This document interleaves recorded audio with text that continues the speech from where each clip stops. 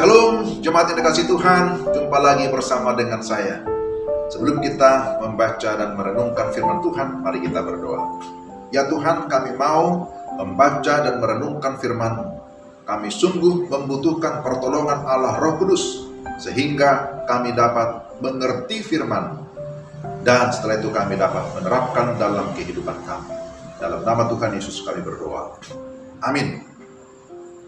Pembacaan firman Tuhan dari Injil Matius pasal 7 ayat 12. Demikian firman Tuhan. Segala sesuatu yang kamu kehendaki supaya orang perbuat kepadamu, perbuatlah demikian juga kepada mereka. Itulah isi seluruh hukum Taurat dan kitab para nabi. Demikian pembacaan firman Tuhan. Saya beri tema renungan kita, hindari standar ganda, atau yang disebut dengan double standard. Matius pasal 7 ayat 12 sering disebut dengan istilah golden rule atau hukum emas yang dihubungkan dengan kehidupan etis atau hubungan atau relasi dengan sesama. Bagian ini sebenarnya merupakan khotbah Yesus di bukit.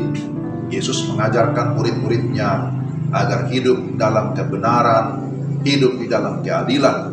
Jangan seperti orang Farisi atau seperti ahli Taurat yang hidup secara inkonsisten. Apa yang mereka katakan ternyata seringkali tidak sesuai dengan apa yang mereka lakukan. Inilah yang juga bisa disebut sebagai hidup dalam standar ganda. Standar ganda atau double standard merupakan sebuah keadaan di mana seseorang memberi penilaian, reaksi, perilaku, atau sikap yang berbeda kepada suatu kelompok tertentu pada sebuah kasus yang serupa. Nah, ini disebut sebagai standar ganda. Orang seperti ini sering merasa benar sendiri. Dia menjadi hakim atas kasus atau peristiwa yang terjadi. Orang seperti ini akan menjadi orang yang egois, pelin-pelan, dan cenderung tidak punya pendirian. Si A boleh, tetapi si B tidak boleh. Itulah standar ganda itu. Orang lain tidak boleh, saya boleh. Kenapa saya boleh? Karena saya bos, karena saya pimpinan. Atau saya orang tua, kamu anak, karena saya pejabat, atau karena saya pendeta, saya hamba Tuhan, saya boleh, kamu tidak boleh, dan lain-lain. Ini tentu tidak sesuai dengan isi seluruh hukum Taurat dan kitab para nabi, sebagaimana dikatakan di sini. Oleh karena itu, Tuhan Yesus mengajarkan agar murid-muridnya hidup dalam standar yang benar, yakni pertama, hidup dalam kebenaran dan keadilan. Jangan memperlakukan orang lain sesuka hati. Jangan juga menghakimi orang lain sesuai dengan kemauan kita.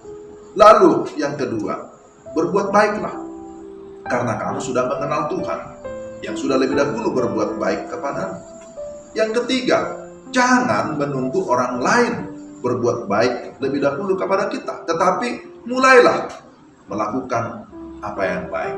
Mulailah dari diri sendiri. Itu ada lagu ya, ku mulai dari diri sendiri untuk melakukan yang terbaik dan seterusnya.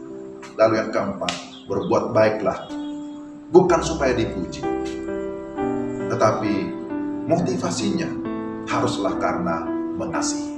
Sesungguhnya jikalau kita tahu apa yang baik tetapi kita tidak melakukannya, firman Tuhan berkata kita berdosa. Jadi apa standarnya kita melakukan kebaikan? Tentu firman Tuhan. Firman Tuhan mengajar kita untuk berbuat baik, untuk bertolong-tolongan, untuk saling mengasihi, untuk saling menopang satu dengan yang lain, supaya nyata benar bahwa kita adalah anak-anak Allah. Kiranya renungan hari ini bisa menggugah hati kita, sekaligus meluruskan cara pandang kita, supaya kita tetap hidup di dalam standar yang benar, yaitu firman Allah. Mari kita berdoa. Tuhan, terima kasih untuk firman-Mu.